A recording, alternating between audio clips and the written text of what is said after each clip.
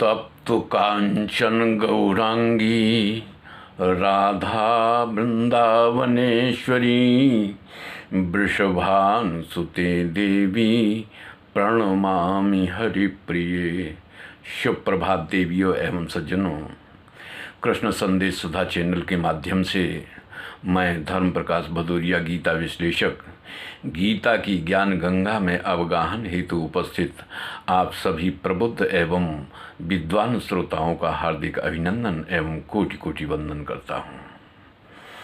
जैसा कि पिछले वीडियो में आप लोगों ने सुना था कि गांडीव धनुर्धारी अर्जुन ने मधुसूदन भगवान कृष्ण से पूछा कि हे कृष्ण, आपका जन्म तो अभी द्वापर में हुआ है और सूर्य देव तो सृष्टि के प्रारंभ से हैं, तो इसलिए यह कैसे माना जाए कि आपने ही यह ज्ञान सूर्य देव को दिया था। इस पर मधुसूदन भगवान कृष्ण क्या कहते हैं उसे आप लोग सुनेंगे कि बहूनि मे व्यतीतानि जन्मानि तव चार्जुन तान्यहं वेद सर्वाणि न त्वं वेत्थ परन्तपो। मधुसूदन भगवान कृष्ण कहते हैं कि हे अर्जुन, मेरे और तेरे बहुत सारे जन्म हो चुके हैं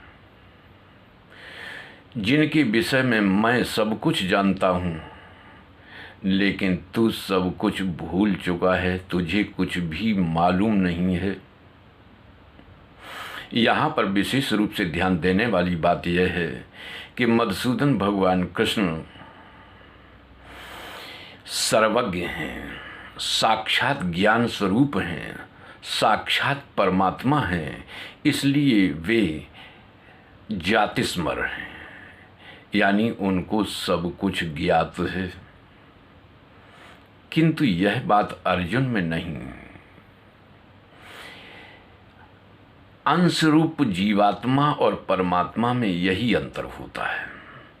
अर्जुन सब कुछ भूल चुका है।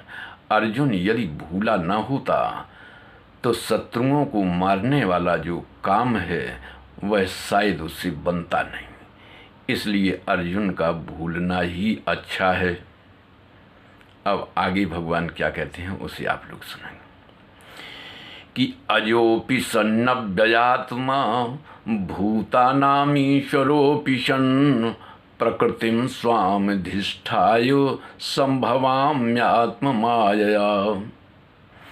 इस श्लोक के माध्यम से मधुसूदन भगवान कृष्ण अर्जुन को बता रहे हैं कि देखो अर्जुन, यह बात सत्य है कि मैं अजन्मा हूँ, अविनाशी हूँ, समस्त प्राणियों का ईश्वर हूँ, लेकिन जन्म लेने के उपरांत मेरी अजता में, मेरे अजन्मापन में किसी भी तरह का कोई फर्क नहीं पड़ता।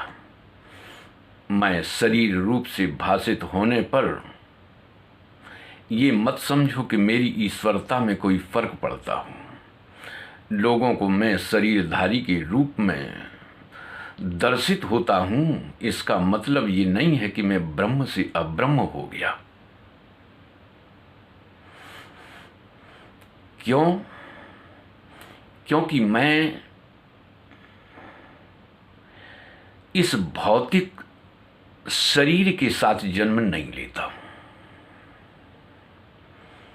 यहाँ पर ध्यान देने वाली बात यह है कि मधुसूदन भगवान कृष्ण का जो भाव है वह यह है कि मैं भौतिक शरीर के साथ जन्म नहीं लेता हूँ।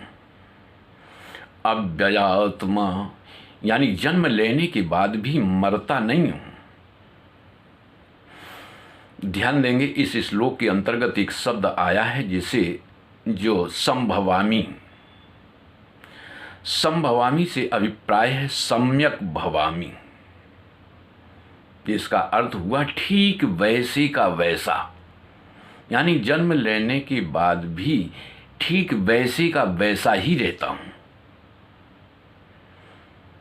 यह बात स्पष्ट हो चुकी है कि मधुसूदन भगवान कृष्ण कहते हैं कि परमात्मा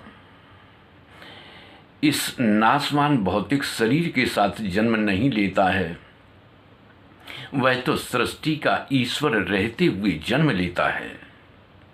तो स्वाभाविक है यहाँ पर इस तरह का प्रश्न उठना, तो महाराज फिर वह जन्म कैसे होता है? यानी वह दिव्य रूप में प्रकट होता है, इस भौतिक शरीर से प्रकट न होकर वह दिव्य रूप में प्रकट होता है, जिसे अवतार कहते हैं, जिसे अवतरण कहते हैं। अवतरण का अर्थ होता है उतरना। हालांकि दूसरे मतों में ईश्वर का अवतार नहीं होता है, क्योंकि वहाँ ईश्वर हो तो उतरे।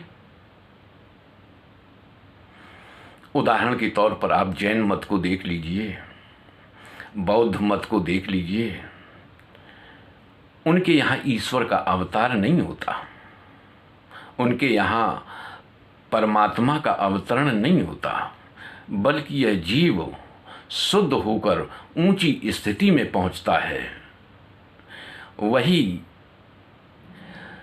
महावीर और बुद्ध होता है, वही नेमिनाथ और पार्श्वनाथ होता है। ये सब के सब जीव शुद्ध होकर ऊंची स्थिति में पहुंचकर आत्मोत्कर्ष करते हुए, अपना उत्थान करते हुए सूर्य और चंद्रमा की भांति देदीप्यमान होते हैं। लेकिन यह सब कुछ होने के उपरांत भी वे परमात्मा के अवतार नहीं होते।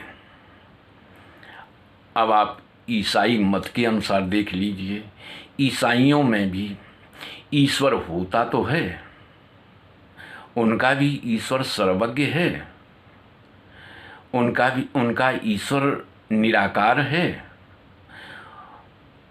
उसमें साकार होने की सामर्थ्य नहीं है। सर्वज्ञ तो है लेकिन सर्वशक्तिमान नहीं है।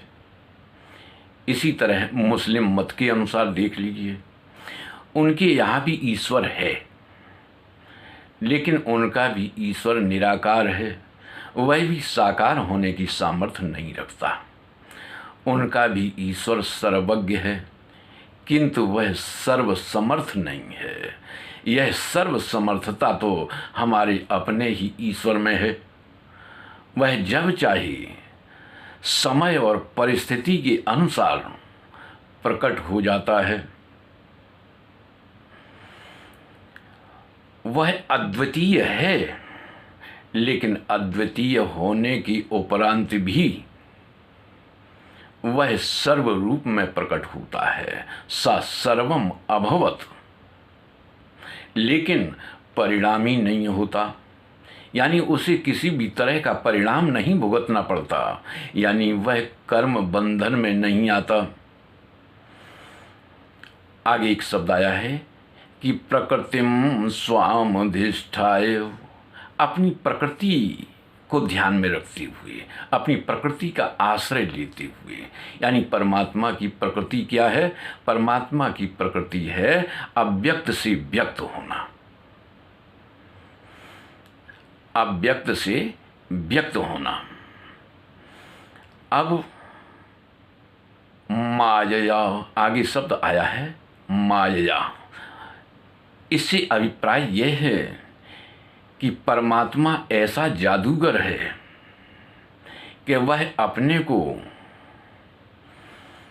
नाना प्रकार की रूपों में प्रकट करके दिखा तो देता है, लेकिन रहता वैसा क्या वैसा ही है, उसमें किसी भी तरह का फर्क नहीं पड़ता। तो आज के वीडियो में बस इतना ही। आज की ज्ञान चर्चा में यदि आप लोगों को विशेष रूप से आनंद की अनुभूति हुई हो, तो हम आपसे अपेक्षा रखते हैं कि हमारे वीडियो को ज़्यादा से ज़्यादा लाइक करें, शेयर करें, अपनी आख्या दें। यदि आप नए हैं तो हम चाहते हैं कि हमारे चैनल को आप सब्सक्राइब अवश्य कर दें, ताकि भविष्य में जो भी वीडियोज़ हमारे माध्यम से बनाए जाएं वे समय पर स्वाभाविक रूप से आपको प्राप्त होते रहें। जय श्री कृष्ण।